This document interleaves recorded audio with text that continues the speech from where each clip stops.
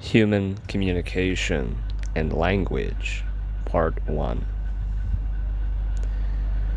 Humans are very unique.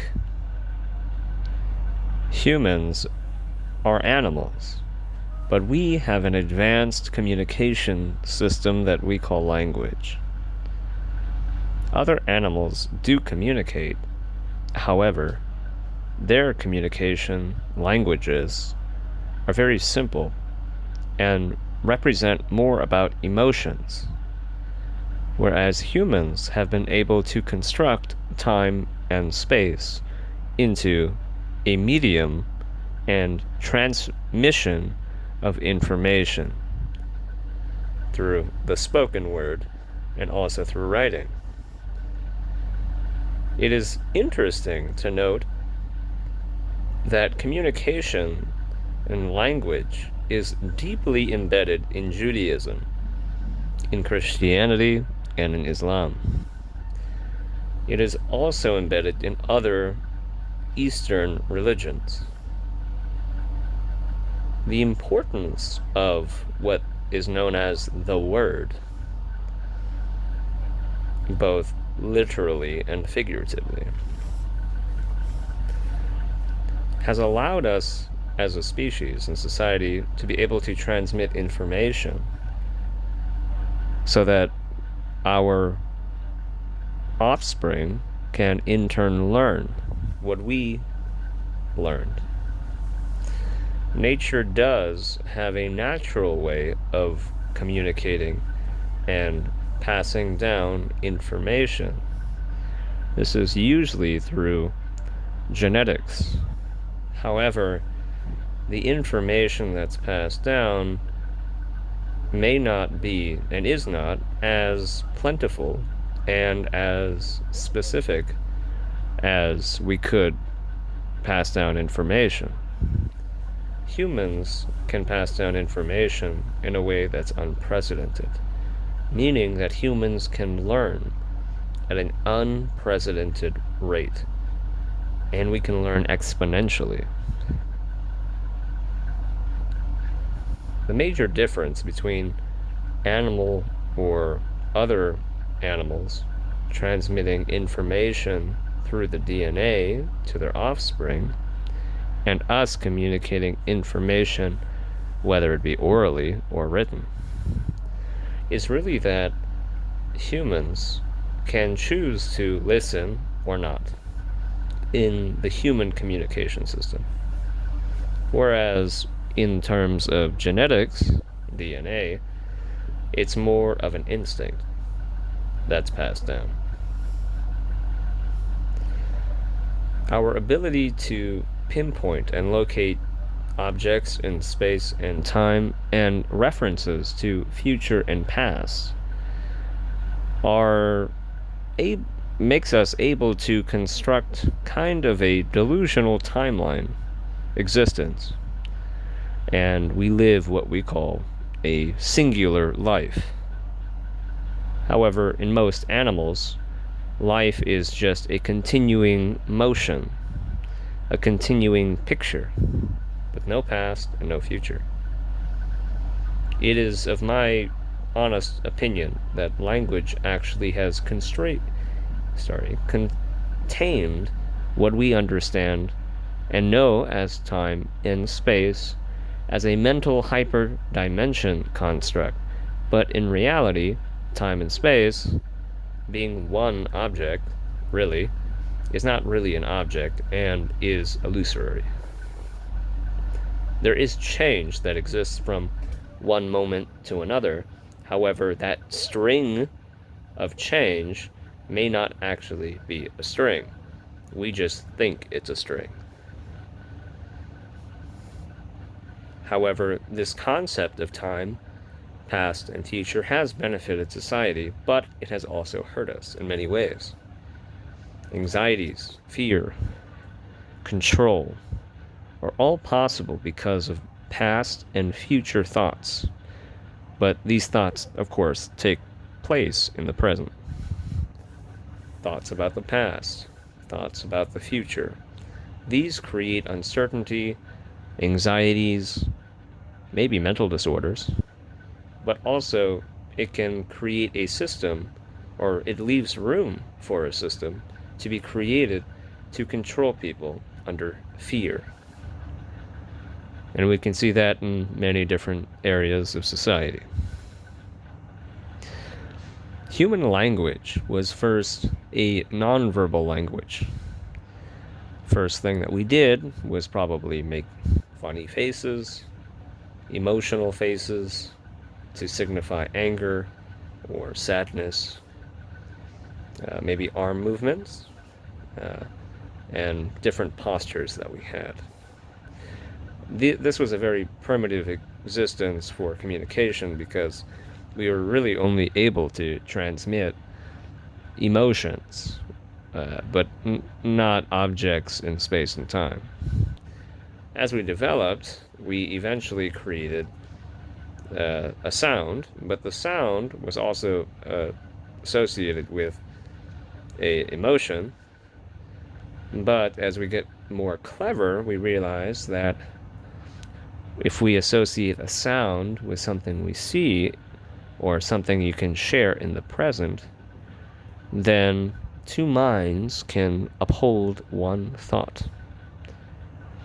The way I imagine this is basically us walking around, maybe a male and a female walking around together, probably partners in some sense. And the male looks at something, maybe a flower, and then he just makes an utterance, a sound. And he maybe points or shows the flower to the girl and makes a sound. And his ego, or his insistence on repeating the sound and associating it with that flower, now produced a copy of that flower attached to the sound as information in the other person or the girl's brain. And as we evolved, he probably passed that on to the offspring. The same sound for the same flower. Each family unit, which would be the original tribes of all human civilizations, is the family unit, they would have had their own sound for a particular thing. And as we know, these things are learned and also passed down, originally as an oral tradition. I find this quite interesting because in Judaism and many ancient cultures and some ancient religions used to have schools where everything was oral, passed down orally to the word. We even see remnants of this in the book of Genesis, in the Torah, in the Bible, and in the Quran, where God speaks and thus creates the light of the world and the universe. There are many different theories about why this is there, and many different religious sects will tell you different things. But there is no doubt that the word is a form of information as well as physical energy.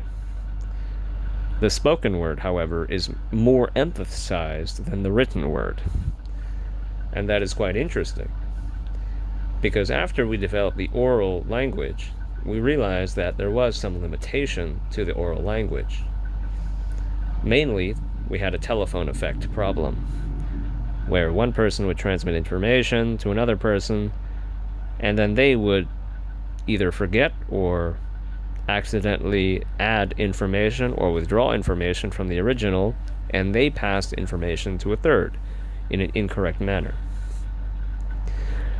So this created problems because we could only communicate with somebody in the immediate area. The next best thing was to invent a record system, which we call writing. We believe that the ancient Sumerians actually invented the written language, and they basically carved into tablets little pictographs to record how many yields of sheath of wheats they had. And so this was very important because, maybe some somebody was trying to steal a sheath of wheat, or maybe there's some issues with people. So it was a way to basically organize their system and organize agriculture. So as that became more advanced, as our written language systems became more advanced, we realized that we could use symbols, we could use marks, particularly marks. We could use marks to basically transmit information and very physically transmit light. As we are very visible creatures, we decided to use, instead of sound, we decided to use light as the medium in which we transmit information. And by doing this, we were able to send information and messages across time through space. And the message would stay intact. However, the person has to be learned in the written language. And this was very, very few back in the past. And even relatively recently, it wasn't until recently that humans learned to read and write on a mass scale. In fact, most people did not know how to read or write. But of course, they knew how to speak, because we've been doing that much longer. Reading and writing allowed us to transmit information through time and space. The next step was the electronic revolution, where we are able now to transmit messages through time and space at the speed of light, essentially instantaneously. And the information is able to transfer instantaneously. It means that we can access information faster, we can do things quicker, and we can build things at an exponential rate, which is what we are starting to see today. However, with the ability to read and write, we also have people reading and writing sophistry and bullshit. And now we have so much information that we don't know what is real and what is not, and it's becoming more and more difficult to discern the difference, because it's all just energy and information. So tech companies are trying to design very high-tech systems in order to sort out the information. Search engines, AI, machine learning, they're all being designed to sort information in an efficient way, because we have too much of it, and we need to be able to sort it to create meaningful dialogue, but also to be able to move forward meaningfully. With the installation of 5G networks and other networks that will soon be their successor, we will see an increase in manufacturing and robotics, and an increase in efficiency and in speed, assuming we don't all blow each other straight to hell. Human language and communication has a lot of energy and, in some sense, power over the mind. But only if the person that you are communicating to essentially knows what you're saying. The more people that understand the language, and the more people that are able to communicate, the more efficient things will come, but also I fear that the more it will be able to be used for control and oppression. It is said, in the beginning was the Word, and the Word was with God, and the Word was God. It's quite interesting how these things come back full circle. By the Word, all things are made, because without the Word, you're just experiencing a screen, a moving screen without time and space. Because without language, in my honest opinion, we wouldn't have a construct of time and space as we understand our lives going from the past to the future. We would just know that things are changing. That's it.